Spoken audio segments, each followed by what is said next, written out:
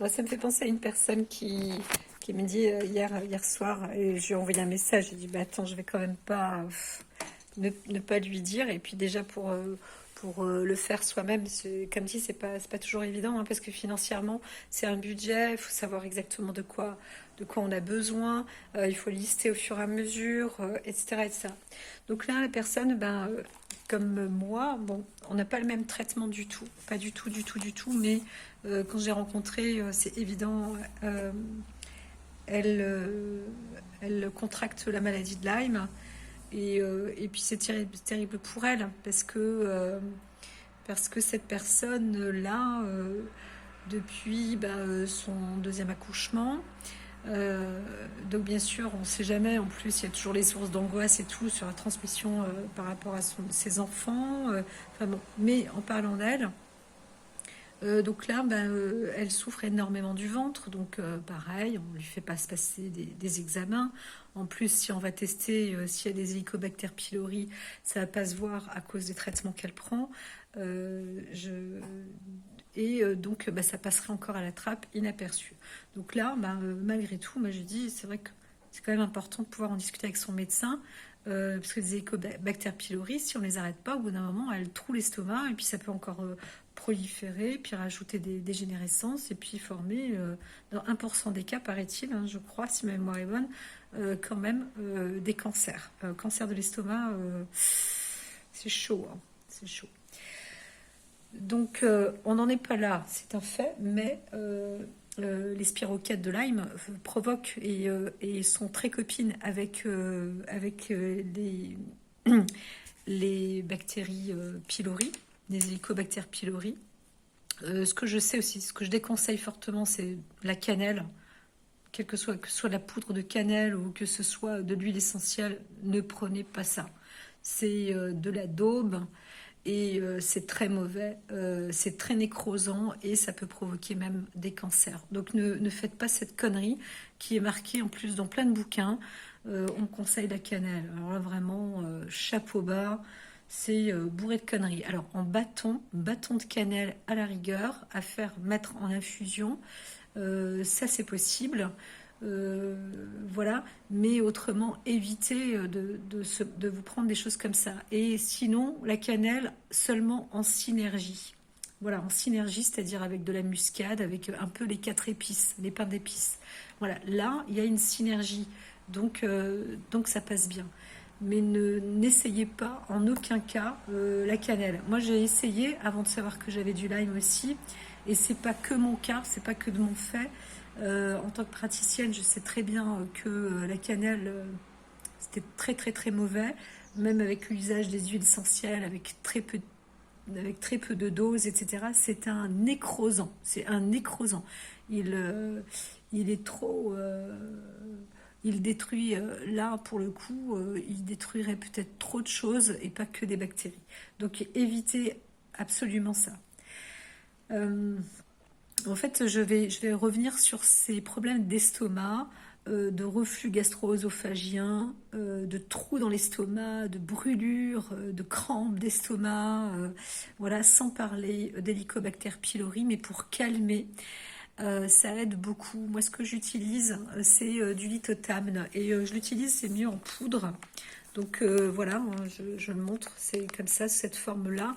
Et à peu près que je dise pas de bêtises, j'utilise 2 grammes et demi de lithothiam. Alors parfois je peux faire des cures, hein, de 3 jours ou voire 10 jours. Et je vais l'utiliser en smoothies avec de la banane. En général, il faut que la banane soit bien mûre. Mais j'en ai plus aujourd'hui. Mais il faut, en fait, avec de la banane et de l'eau, soit de l'eau tiède, soit un lait de coco. Alors, le meilleur sur le marché aujourd'hui, je dirais, c'est le lait de coco Bjorg. Voilà. J'aime pas du tout cette marque. Autrement, je trouve que c'est Björk. Ils font plein de trucs Björk, mais ils font aussi des trucs bien. Donc,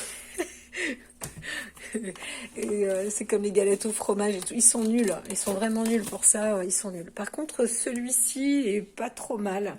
Le Bjorg, c'est du lait de coco, fraîcheur, sans sucre ajouté. Voilà.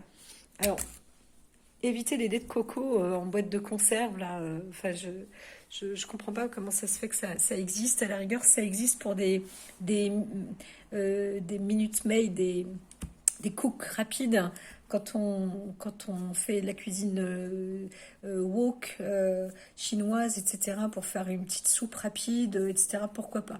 Mais à cuire, mais pas pour faire des gâteaux, pas pour le boire comme ça. Il faut vraiment utiliser...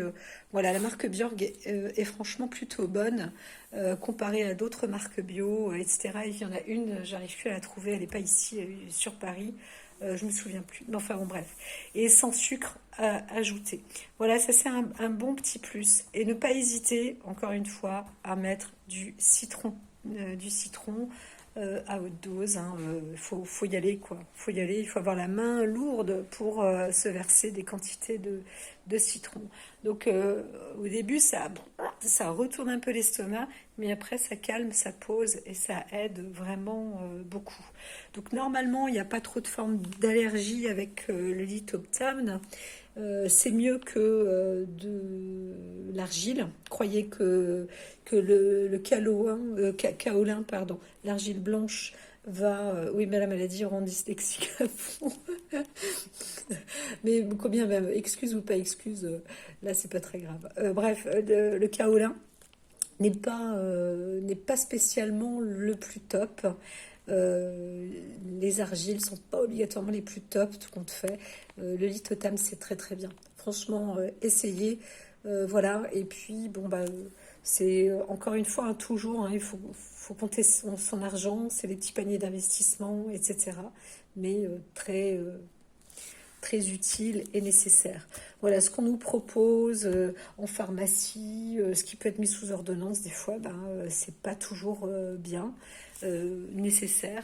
Alors ce qui m'allait très bien moi, mais je crois que il y en a plus en ce moment. Je crois qu'on peut pas en avoir. C'est la rinatidine, un truc comme ça. Est-ce que j'en ai? Je crois que j'ai encore une boîte. Alors ranitidine, voilà, ranitidine, ça c'est aussi bien. Mais je crois qu'il y a encore des pourparlers là à ce sujet. Mais je sais que c'est en comprimé. Et ça fait du bien. Il y en a des dérivés en effervescent et tout. C'est horrible. Moi, ça me fait souffrir du ventre. Les trucs, les pompes à neutrons, là, je sais pas quoi, là. C'est terrible comme ça fait mal. Et bizarrement, ça bousille l'estomac. Donc, alors que c'est censé être un protecteur d'estomac. Et non, non, non, non, ça ne marche pas. Ça ne marche pas. Au contraire, ça amplifie les brûlures. Puis alors, le médecin il me regarde, il me dit, ben non, pourtant c'est spécifique à ça. Je dis, bah écoutez, je sais pas, moi, avec la maladie, ça passe de travers. Ça, c'est l'opposé de ce qui est prévu. Donc voilà, ce qu'il faut aussi, c'est essayer de trouver ce qui est adapté pour soi. Donc moi, je vous conseille vraiment, vous allez voir, c'est certainement adapté pour vous, le lithotame. Voilà. Je rappelle bien hein, que sur mes postes, je ne travaille pour personne. Hein. Voilà, si ce n'est que je suis au service de la santé, ça c'est quelque chose qui me tient à cœur depuis toujours. Et puis voilà, on partage aussi ces expériences, c'est très important.